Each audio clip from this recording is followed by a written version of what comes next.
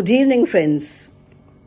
Thanks, Mushtaq Bala and Kashmir Pen, for this platform where I love to talk, which, as you all know, is my favorite hobby. Hope all of you are fine. I'm also fine, but a little under the weather. Yes, the weather is changing.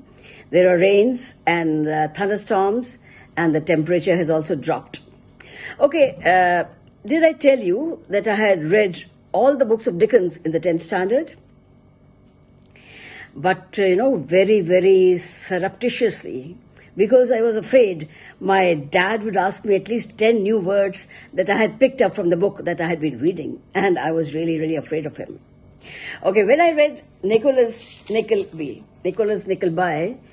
here is the book, a very, very old book, Nicholas Nickleby by Dickens. Here it is. I was appalled by the depiction of the rampant abuse at Dotheboys Hall, where Nicholas is sent by his cruel uncle Ralph after his father's death. This third novel, first serialized from 1838 to 1839, had an array of fascinating characters. Nicholas Sr., Nicholas Jr., Mrs. Nicholas, Kate, John Browdy, Madeline Brace, Mike. Yes, Mike. I still remember him. He was repeatedly abused by Squeers, the cruel headmaster of Dotheboys Hall, forcing him to work without pay in the school. Smike and Nicholas forge a great bond, and Nicholas treats him very kindly. No, I'm not going to tell you the entire story of the book, only triggering your curiosity by reading out a few interesting paragraphs from the book. I don't have much time at my disposal, only 5 minutes to be precise. So this is the first paragraph from the novel. So here I go.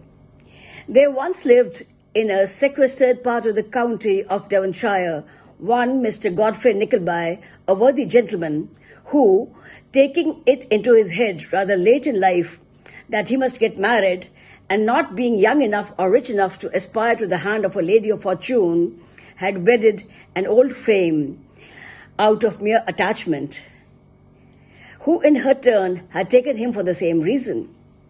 Thus, two people who cannot afford to play cards for money sometimes sit down to a quiet game for love.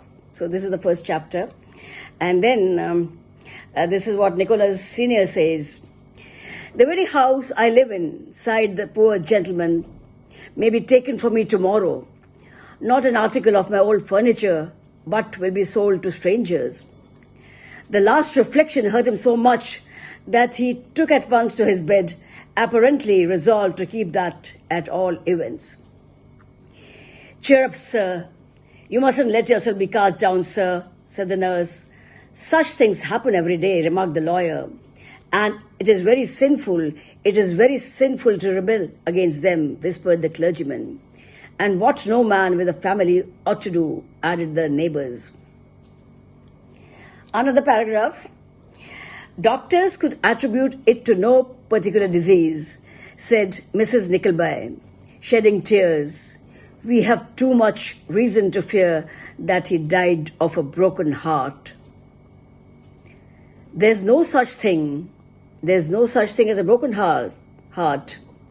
I can understand a man dying of a broken neck, or suffering from a broken arm, or a broken head, or a broken leg, or a broken nose, but a broken heart? Nonsense. If a man can't pay his debts, he dies of a broken heart, and his widow's a martyr. This was said by Ralph. And some people, I believe, have no heart to break, observed Nicholas quietly. So I leave you with these paragraphs, and these, I think, will trigger your curiosity.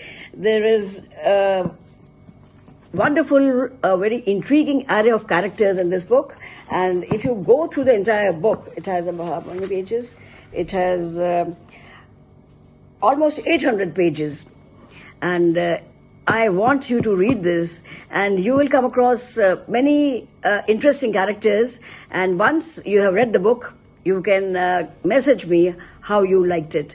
but I liked it very much, and because of Sunday Kehwa Sips, I read it for the third time today. So therefore, I took a long time recording this, and this is a very, very intriguing, very, very interesting book. And once again, he talks of the, Charles Dickens talks of the social injustice rampant there. Thank you. Thank you so much. Toodaloo. We'll meet again soon. It's very hot. Bye. Toodaloo.